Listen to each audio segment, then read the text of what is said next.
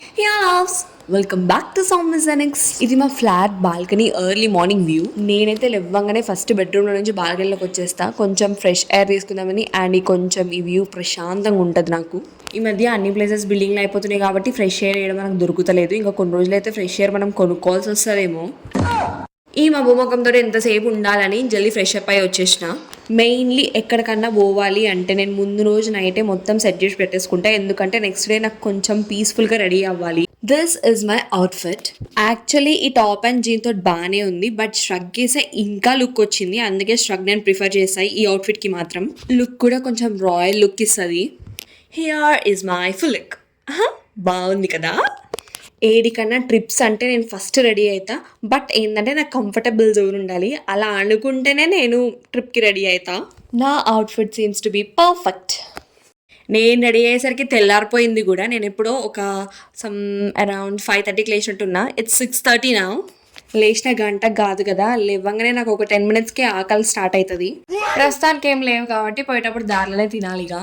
నేనైతే మంచిగా అన్ని ప్యాక్ చేసుకున్న బ్యాగ్ తోటి రెడీ ఉన్నా. జానీ వీడియోస్ అయితే ఏం తీస్తలే, because I have already uploaded in my shorts. So I directly meet you in the Ooty. Welcome to Ooty. ఇది మనం ఎగ్జాక్ట్ సెంటర్ ఆఫ్ ఏరియాలో ఉన్నాం. This is the evening time.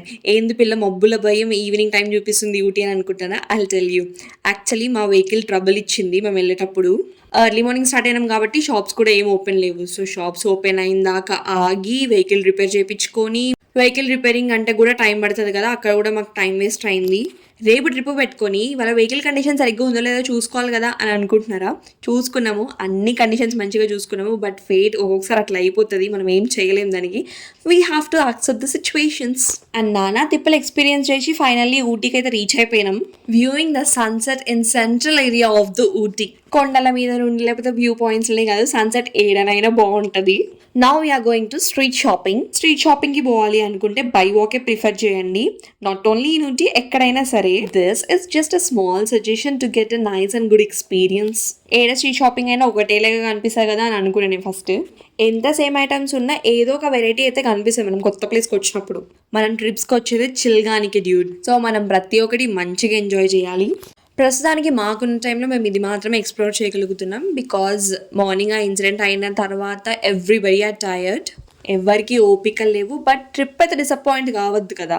ఊటీలో కాకుండా మీరు ఎప్పుడైనా ఇట్లాంటి ఫ్లవర్స్ మన దగ్గర చూస్తారా? ఒకవేళ చూస్తే ప్లీజ్ లెట్ మీ నో. చూడడానికి వెరైటీగా ఉంది కదా.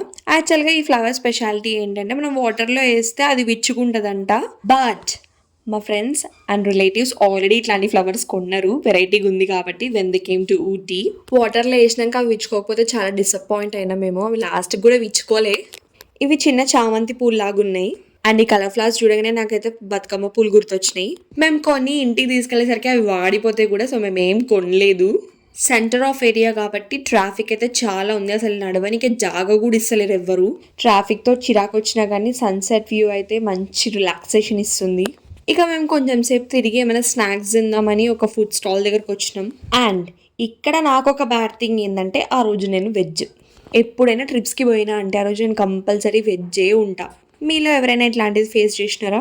లైక్ అవుటింగ్ టైమ్స్లో వెజ్జే తినాల్సిన సందర్భాలు. మంచిగా bread omelette or egg Maggi తీసుకుందాం అనుకున్నా, బట్ వెజ్ కాబట్టి తప్పదు. బేల్పూరి తీసుకున్నాం. నాకు టేస్ట్ అంత నచ్చలేదు. Not so satisfied. ఇదే మన ఊటీ బస్. ఏమైనా బోర్డులు చదువుదాం అనుకుంటే మొత్తం తమిళనే ఉంటుంది. సో ఎక్కడి నుంచి ఎక్కడ పోతుందో కూడా అర్థం కాదు. ఆల్మోస్ట్ తమిళనాడులో ఉన్న అన్ని బస్సెస్కి బోర్డులు తమిళ్లో మాత్రమే ఉంటాయి అనుకుంటా, because I'm already experiencing in Coimbatore. ఇక్కడ డే టైంలో ఎంత ఎండ కొట్టినా ఈవినింగ్ మాత్రం చిల్గానే ఉంటుంది. This is a center of attracting spot. See, everybody are taking photos. I will also stop my vlog till here to go and photos digadaniki. Hope you all liked it. We'll be back with the next interesting video. Until then, bye-bye.